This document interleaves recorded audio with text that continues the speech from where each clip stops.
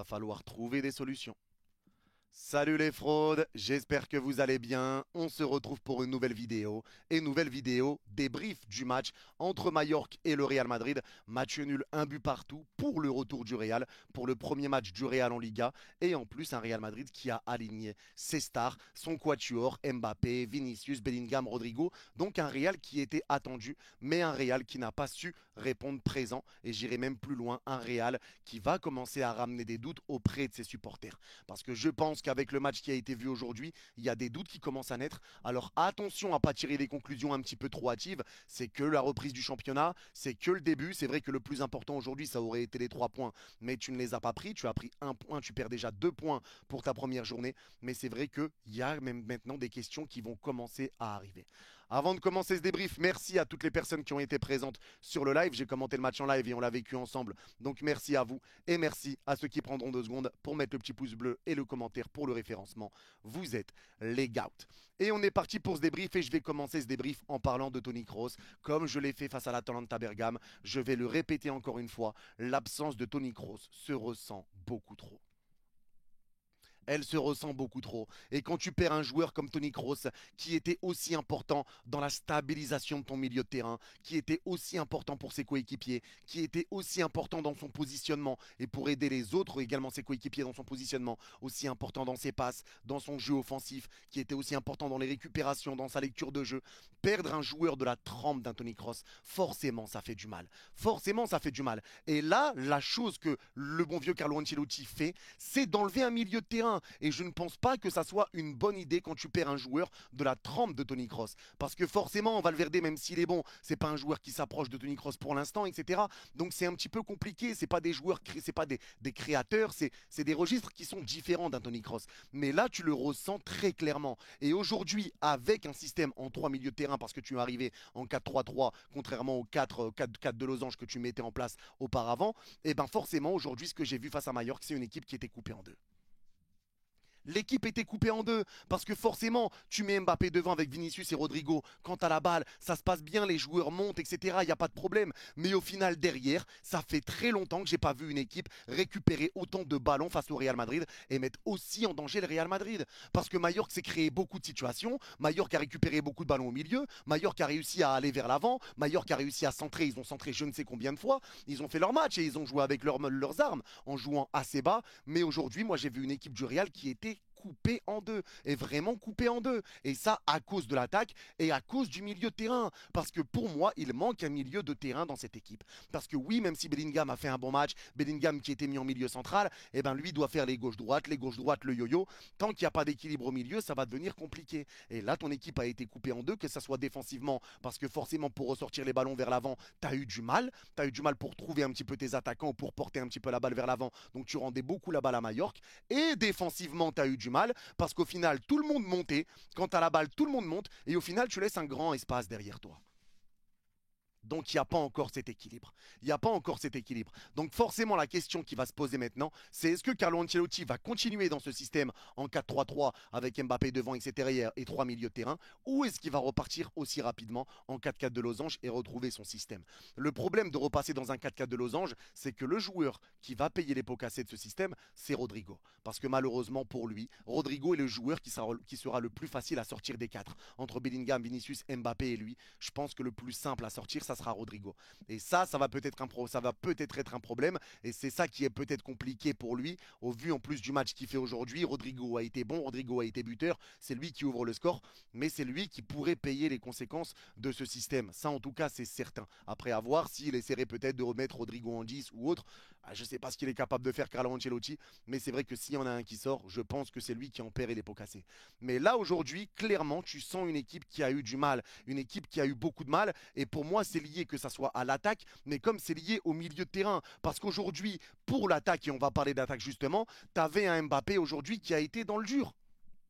Mbappé, ça a été dur, ça a été compliqué. Et il y en a qui vont me dire qu'Mbappé a fait un beau match ou autre. Moi, aujourd'hui, j'ai vu un Mbappé qui regardait beaucoup trop Vinicius. Un Mbappé qui regardait Vini jouer. Un Mbappé qui n'est pas à l'aise en neuf. Un Mbappé qui n'est pas à 100%. Alors, je remets les choses et les pendules à l'heure tout de suite. Mbappé s'adaptera au Real. J'en suis sûr. Mbappé va réussir à s'adapter, c'est une obligation. Mais là, sur ce match, moi, je reste sûr qu'en numéro 9, ça va être compliqué. Face à un bloc aussi bas, Mbappé doit faire des appels en profondeur. Mbappé, quand tu es numéro 9, tu dois savoir contrôler tes ballons, servir un petit peu les autres, chose que Mbappé ne sait pas faire. Mbappé n'est pas un 9. Je le répète encore une fois. Et quand on a vu Mbappé passer sur le côté gauche, il a marché sur Vinicius. Et c'est Vinicius qu'on a beaucoup moins vu, notamment en deuxième mi-temps. Et en plus, Mbappé, quand il était côté gauche, il a essayé de jouer son jeu, sauf qu'il jouait comme quand il jouait au Paris Saint-Germain. C'est-à-dire prise de balle, il essaye de revenir sur son pied droit et il perd le ballon. Il essaye de passer entre deux joueurs, etc. Il perd la balle. Il a joué comme quand il jouait au Paris Saint-Germain. Là, en fait, Mbappé va devoir s'adapter au poste de numéro 9. Il va devoir s'adapter au Real Madrid, s'adapter au système du Real Madrid. Il va devoir s'acclimater au changement de ville, changement de pays également. Donc, ça va prendre du temps. Il va devoir retrouver aussi son niveau à 100%. Ça va prendre du temps. Ça va prendre du temps. Mais sur l'analyse de ce match, bien sûr que Mbappé n'a pas été bon. Mbappé n'a pas été bon. Ça a été compliqué pour lui. Et forcément que mettre Mbappé en numéro 9, quand tu sais que c'est un joueur qui a déjà du mal avec ses contrôles, qui a du mal avec ses passes, qui n'est pas le plus à l'aise, le plus qualitatif dans ce registre-là, forcément que ça peut déjà être compliqué. Ça peut être compliqué parce que les qualités premières d'Mbappé, c'est la vitesse et les démarrages, l'explosivité, pour pouvoir exploser sur le côté et après ramener du danger. Et là, forcément, quand tu le mets en numéro 9, c'est plus compliqué de le faire. Et ça le bride un petit peu. Donc on verra bien sûr si Carlo Ancelotti va forcer avec Mbappé en 9. Peut-être comme je vous ai dit qu'il va passer en 4-4 de losange avec Mbappé et Vinicius devant. Mais moi je pense qu'il faut tester quelque chose aussi, c'est de mettre Mbappé à droite, Rodrigo en pointe. Il faut l'essayer. Et je vois pas pourquoi il ne l'essaierait pas, parce que je pense que ça peut être une option, ça peut être une solution. Parce que là, en tout cas, sur ce premier match, Mbappé n'a pas été bon. Et là, je vais aller même sur les ailiers, parce que même si Vini et Rodrigo, aujourd'hui, ça a été un match qui a été bon pour eux, il y a un problème et le problème ça a été le retour défensif parce que tu as laissé beaucoup trop Carvajal seul et tu as laissé beaucoup trop Mendy seul. Les deux ont été abandonnés. Les deux, tu les as laissés. J'ai jamais vu Rodrigo faire des efforts défensifs et revenir pour aider Carvajal. J'ai jamais vu Vinicius, enfin, quelques fois, j'abuse quand je dis jamais, mais revenir aider Ferland Mendy sur le côté gauche, ça a été compliqué. Donc tout ça, ça entraîne des réactions en chaîne forcément. Parce que quand tu laisses Carvajal, eh ben forcément Carvajal ne va pas monter. Donc on n'a pas vu beaucoup Carvajal offensivement. Pareil pour Ferland Mendy, qu'on n'a pas vu beaucoup offensivement. Donc c'est complexe. Donc en plus, quand tu as tes milieux qui montent, parce que encore une fois, je le répète, il n'y avait pas d'équilibre, et ben tu laisses finalement tes défenseurs tout seuls. Carvajal se retrouve seul, il est obligé de défendre en reculant, il est obligé d'essayer de bloquer pour permettre à ses joueurs qui étaient devant de redescendre, mais c'est compliqué. Forcément, Rodrigo, pour moi, a manqué de retour défensif, et pareil pour Vinicius. À un moment donné, dans ce système, il faut faire des efforts, et des efforts que tu n'as pas fait aujourd'hui. Tu les as laissés tout seuls, et c'est ce qui a fait qu'aujourd'hui, Carvajal prend l'eau, Mendy prend l'eau. Les deux ont pris l'eau aujourd'hui, et pour moi, c'est lié à ça. C'est aussi lié au milieu de terrain, que comme je vous ai dit, monter assez haut. Et forcément, quand les joueurs de Mallorca arrivaient à se dégager, eh ben, tu te retrouvais dans une situation qui était délicate. Et c'est Bellingham qui revenait je ne sais combien de fois pour essayer de récupérer des ballons. Combien de fois dans ce match j'ai vu Bellingham revenir, récupérer des ballons, presser, faire le chien de garde. Bellingham est un milieu de terrain extraordinaire. Bellingham a fait un match taille patron aujourd'hui. Bellingham a fait un énorme match. J'ai énormément aimé le match de Bellingham, présent devant, juste dans ses passes. Des bonnes passes qu'il a réussi à trouver. Il a réussi à trouver dans des petits périmètres, des retours défensifs, de l'intensité, du physique, de la hargne. C'est un milieu de terrain ultime. J'ai pas d'autre mot, c'est le milieu de terrain ultime, le bon vieux Bellingham. Il a fait un vrai bon match aujourd'hui, mais malheureusement, ça a été compliqué à côté pour Tchouaméni. Parce que Tchouaméni, même s'il a été solide défensivement, aujourd'hui, Tchouaméni, dans ses relances, dans les relances vers l'avant, c'est compliqué. Tchouaméni a du mal à ramener du danger, à relancer proprement vers l'avant. Autant défensivement, aujourd'hui, je trouve que ça va. Ça n'a pas été le pire match de Tchouaméni. Il a été plutôt correct aujourd'hui, mais dans ses relances, c'est compliqué. C'est forcément compliqué. Et c'est pareil pour Valverde. Valverde a eu aussi du mal dans ses relances parce que l'équipe, encore une fois, était coupée en deux. C'est différent. Et c'est là que je répète que l'absence d'un Toni Kroos, tu la ressens. Et c'est pour ça que je dis qu'un milieu de terrain supplémentaire ne ferait pas de mal au Real Madrid. Ça ferait pas de mal. Ça ferait pas de mal. Parce que pour l'instant, bien sûr, encore une fois, qu'il ne faut pas tirer des conclusions hâtives, mais c'est vrai qu'on a vu une équipe du Real qui était coupée en deux, une équipe du Real qui avait peut-être du mal avec Mbappé devant. C'est ça qui a fait que, au final, Mallorca a réussi à se créer des situations et on savait que Mallorca n'était pas mort. Et derrière, ils sont tous partis derrière, ils ont défendu et forcément, on savait que c'est ce qu'ils allaient faire. On le savait. Maintenant, Mbappé, oui, il y a eu quelques situations, c'était pas mal. Il s'est créé quelques situations, notamment la percée qu'il fait en première mi-temps sur le corner qui a été joué par Mallorca, où il remonte tout le terrain. La frappe sur le centre de Vinicius qui passe juste dans le petit filet, il était un peu excentré. Il y a eu des situations pour Mbappé, il y en a eu. Mais moi, je trouve que sur les occasions d'Mbappé, à chaque fois, il peut faire un petit peu mieux. C'est comme la frappe au premier poteau qui est arrêtée par le gardien quand elle est déviée par la jambe de Valjean, si je dis pas de bêtises. Il y a Rodrigo, il y a Vinicius qui est fait un appel. Tu peux servir Vinicius pour qu'il pousse le ballon au fond.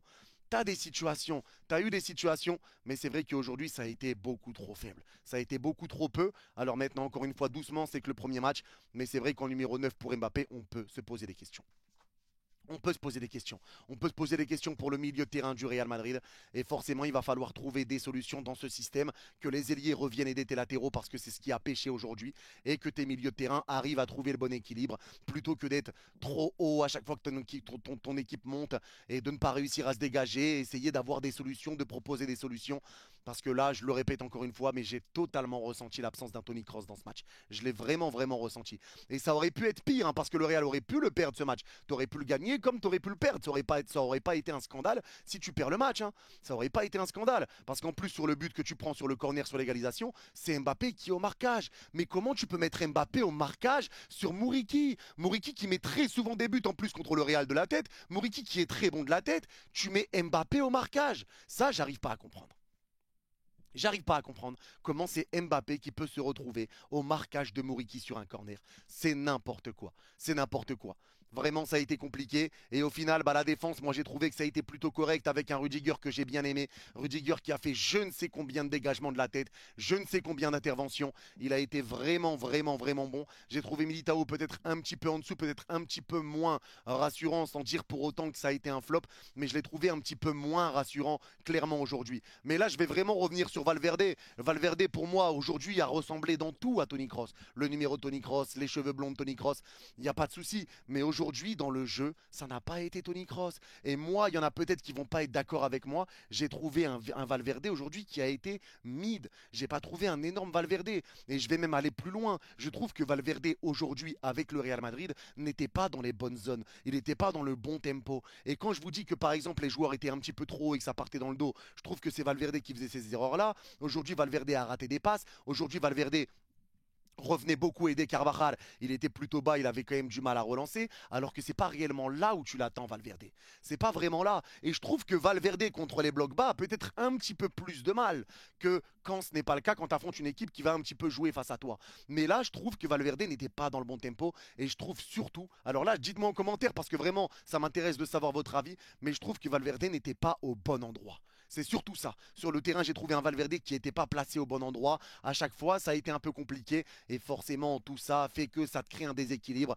Mais pour moi, tu as un attaquant de trop. Tu as un attaquant de trop dans cette équipe. Il va falloir rentrer un milieu de terrain. Il va falloir changer quelque chose. Alors, comme je l'ai dit, on verra si Carlo Ancelotti va intervenir, va changer quelque chose très rapidement. Est-ce qu'il va changer le système ou est-ce qu'il va forcer comme ça pour essayer encore et encore et encore? Tu as un prochain match contre Valladolid où ça devrait bien se passer quand même à la maison contre Valladolid. Ça devrait le faire.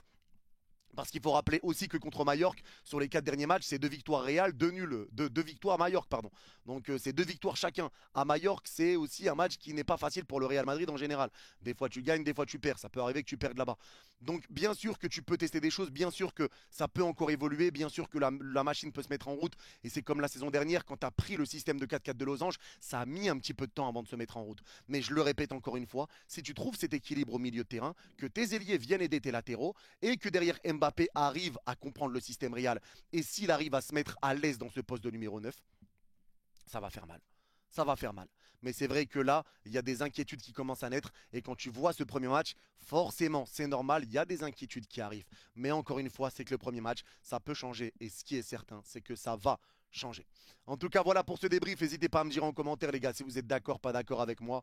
En tout cas, encore une fois, merci à tous ceux qui ont été présents sur le live. Merci à ceux qui prendront 2 secondes pour liker et à vous abonner si ce n'est pas fait pour le commentaire de référencement. Et ceux qui ont regardé le débrief jusqu'à la fin, n'hésitez pas à mettre Mbappé a été nul, Mbappé a été bon, Mbappé a été moyen, en fonction de ce que vous pensez de son match aujourd'hui. Comme ça, je verrai vos avis. Prenez soin de vous, vous êtes les gouts et on se revoit très vite. Bye bye.